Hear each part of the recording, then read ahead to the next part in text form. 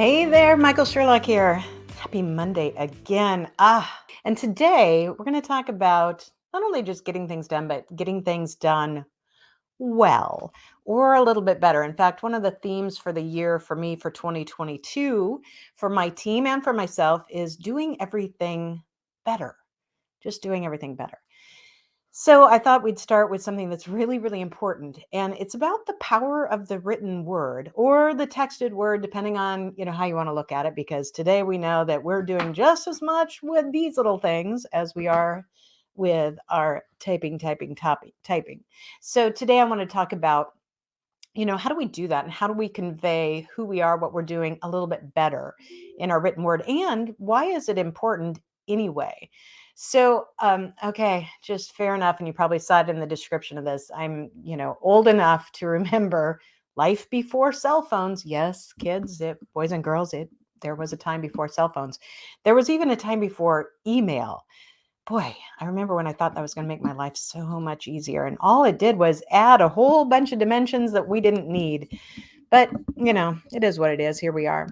And for many years, or, really honestly, decades, we've talked about the hidden dangers of emails. And what I mean by that is not like, do you have a separate server somewhere and another email that you shouldn't be using? No, although that can be bad too. But what I'm talking about is, we've talked about that element of, are we conveying the right things in our emails? Are we sending the right message? Have we, before the use of emoticons and whether or not you should use them in professional email is another dialogue we'll dive into a little bit today.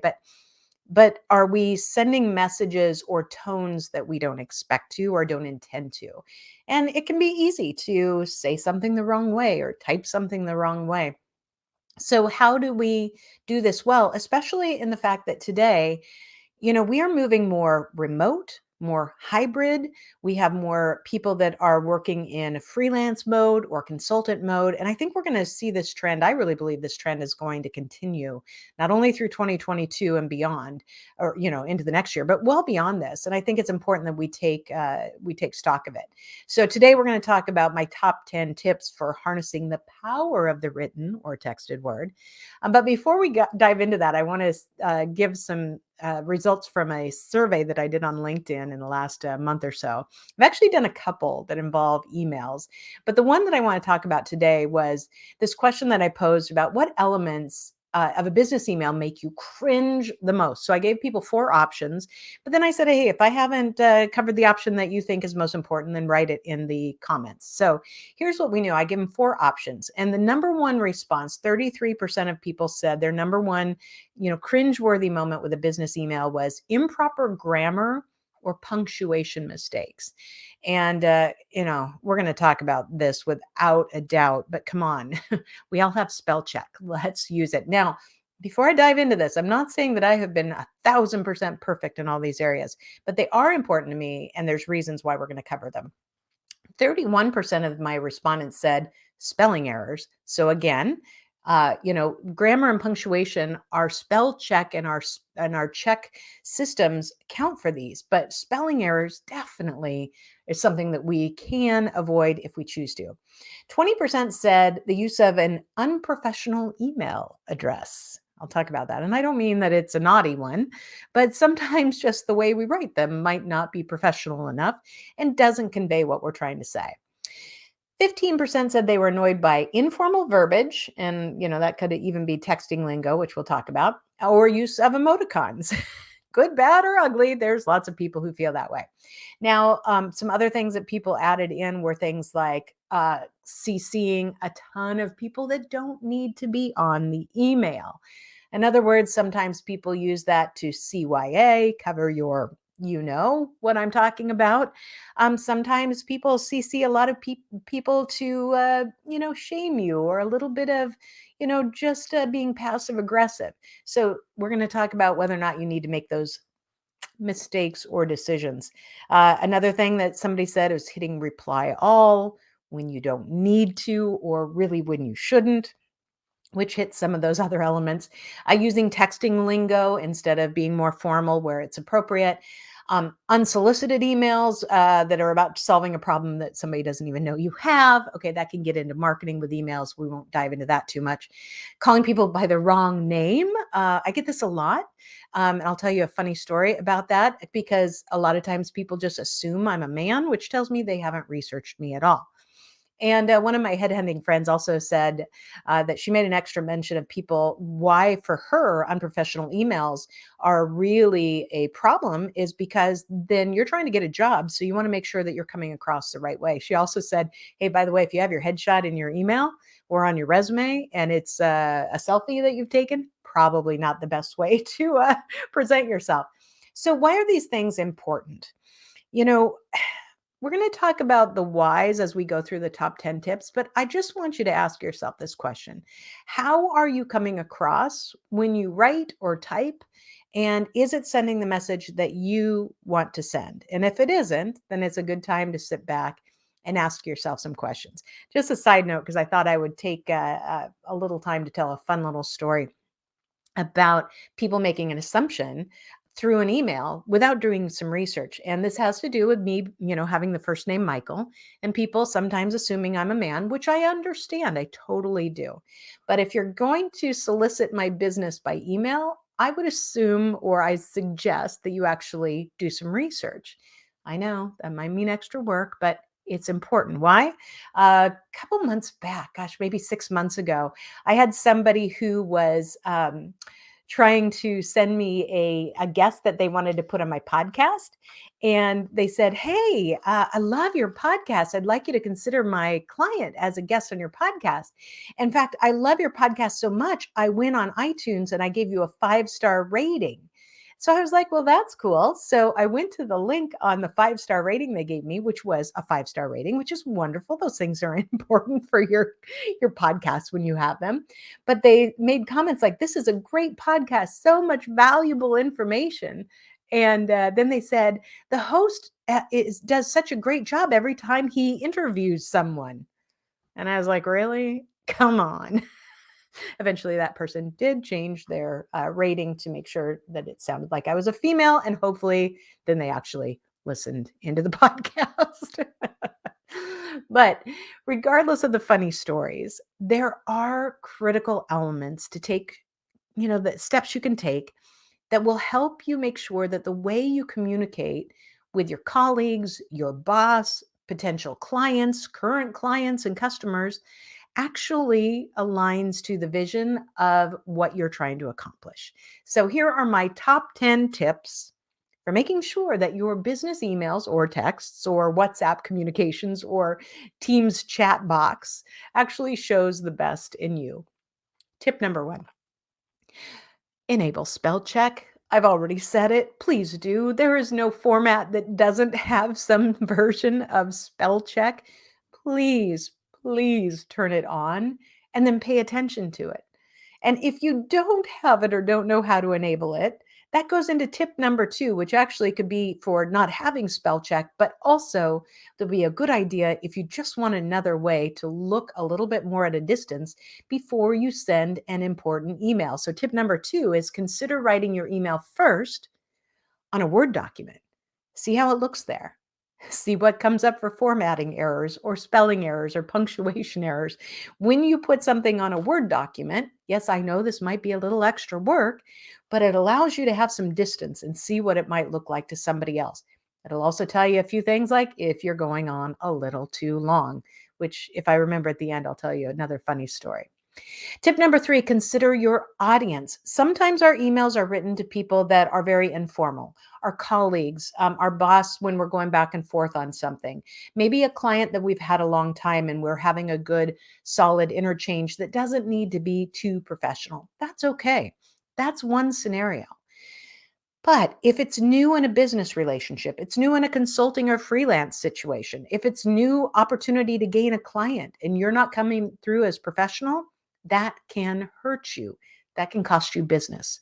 It can cost you credibility. So consider your audience. Who are you reaching out to? And how is it going to be impacted by what you write or by what you type? Now, we all know I had another comment that I made on this when I posted that this was going live, and I had a great friend of mine say, "What do you do about that guy who's always constantly like listening to you and autocorrecting or writing things you don't expect?" Yes, before you hit send, make sure that the autocorrect hasn't given you something to say that you don't want it to say. And I have a really great example of that, which I won't tell any of you because it's very embarrassing. Thankfully, not for me, but somebody I love.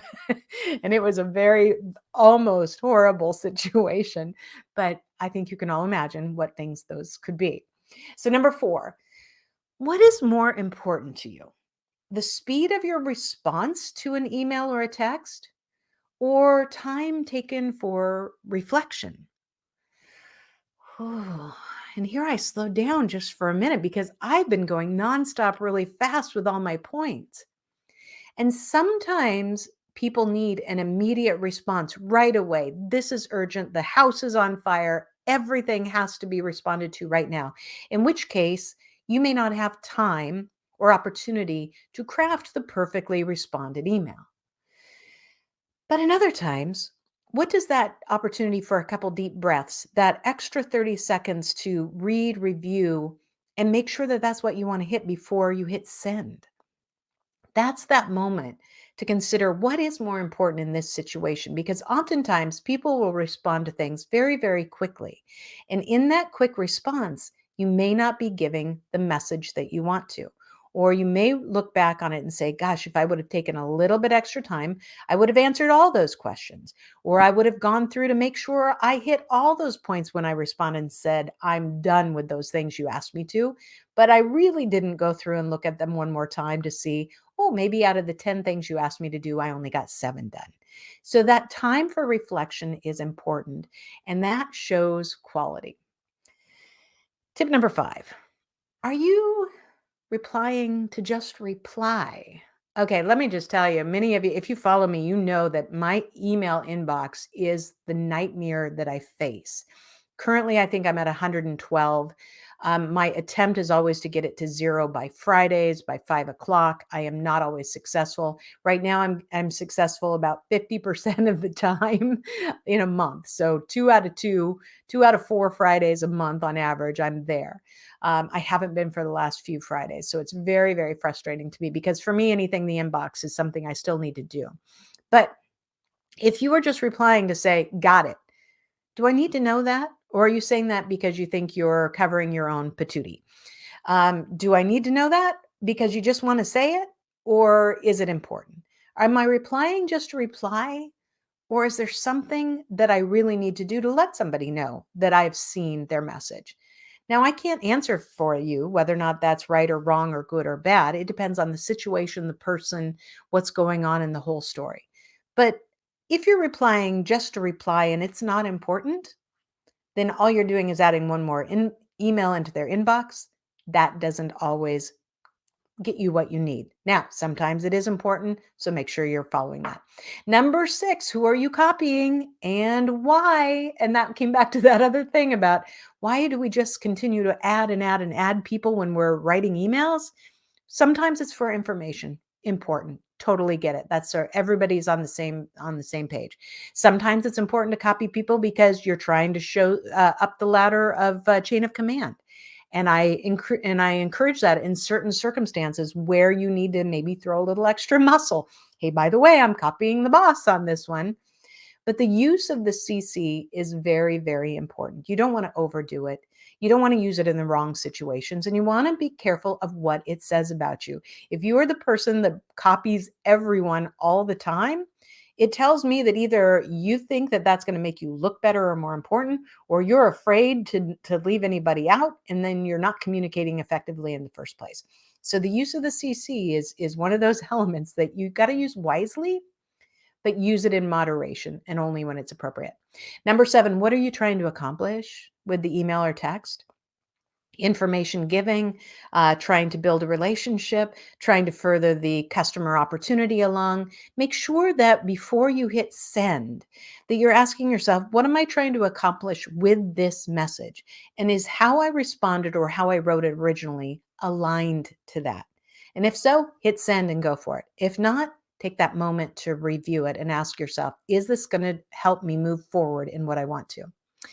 Number 8, can I say it better in fewer words?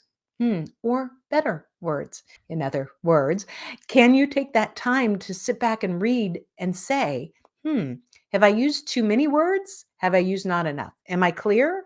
One of my team, God love her, probably the first year that she worked for me, and she knows who she is, every time she'd send me a message, I'm like, "I don't understand what you're saying. I don't understand what you're asking," because she'd respond with so few words that I didn't quite follow the bouncing ball. So now we have this great dynamic. I think she got tired of me saying, "I don't understand." But now what we found is we found ways to communicate more effectively. And we actually do it by a lot of voice messages or video messages that we send that can convey more information quickly. But, fewer or better words, I'm gonna tell you one last story at the end. Don't let me forget because it's a great one. Number 9, do you give what's needed in a way that's easy to access? And what I mean by this is sometimes we're trying to convey a lot of information by email, but what we could also be doing to make it easier instead of having big descriptions of things is having links. Links to somebody's bio, links to somebody's LinkedIn page, link to your websites that you're talking about. Giving people easy access so it's not a big, long, bulky email, but that rather there's bullet points that people can follow is so much easier to digest in our world that everything is a brief segment. And the best example I can give of this is the Skim newsletter. That's a daily newsletter Monday through Friday, which has all kind of the top news issues of the world in this great little email that's very, very short. And if you want to know more about any of the topics, they link it. So if they're talking about what's going on in Afghanistan and it's talking about whatever, there'll be a link to some other parts of that story. So if you want to know more of the backstory, you can link to it. We can use that same kind of concept in our work emails and make things much, much smoother, cleaner, and easier to access. Number 10, read, reread, and reread out loud before you hit send on an important email. My team is probably tired of me saying this. So here's the thing. Sometimes we think that what's coming out of our heads through our fingers onto the keyboard will actually make sense to somebody else who's reading it. And in that process, we might forget that we've said it with too many words, said it with too few words. We haven't used the right sentences. We haven't used the right grammar or the punctuation errors. Or maybe I've run on sentences. Maybe I have incomplete sentences. If it's an important email, take the time to read it, reread it, and finally read it out loud to yourself. It will tell you whether or not you should hit send. So the final story that I want to hit with you or leave with you goes back to that number 8. Can you say it with fewer or better words? I love to write. Obviously, I've written a couple books. I've got some more coming out. I love to write. I've spent a lot of time writing a lot of blog articles. And throughout my sales career, I've had a lot of fun telling a lot of stories to try and convey different sales messages, for instance, in different ways. And I remember I wrote this, I used to have this weekly email long, long ago, many positions ago, which was supposed to motivate people and get them excited about their sales opportunities in front of them that day, in that week. And I wrote this incredible email one day about an experience that I'd had the weekend before where someone had encouraged me to order dessert at a restaurant that I did not intend to order. In fact, if you want to know the story, go into my LinkedIn profile, and it's one of the articles that I still have, and it's about molten chocolate lava cake. So it's a great read, I think. But where it is an article today, I wrote it as an email. And it was a long email. It was very, very long. And I thought it was great. It was well written. It was a great story. It was fantastic. It was too long. And I had somebody, thankfully, who really loved my stuff and loved what I did, but who, with love and consideration, said to me, Michael, I love everything you write. I can't read your emails. No matter how much I want to, I don't have time. And frankly, when I open it up and I see it's a 10-page long email, now she was exaggerating a little, but not by much, I just can't do it, even though I want to. And that was the point I realized that brevity is important, but it's not really about making it short. It's about using the most powerful words you can that say the most with the fewest letters, characters, and words. And that's about making sure we get to the heart of the issue. So when we talk about making sure that we are harnessing the power of words, we're understanding that harnessing means that you have to take action. Harnessing is an active word where we are consciously aware of the words we use, spoken, written, and typed. And when we do that, we can use the power of those words to make sure we have better opportunities, more business, more credibility, and that we leave a greater impact on this world. So that's those are my thoughts for today. Thank you for joining me. If you want to learn more about what we do, obviously go to shockyourpotential.com, and we'll see what we've got on the agenda for next week. I think you're going to enjoy it. Thanks, everybody. Have a great week ahead.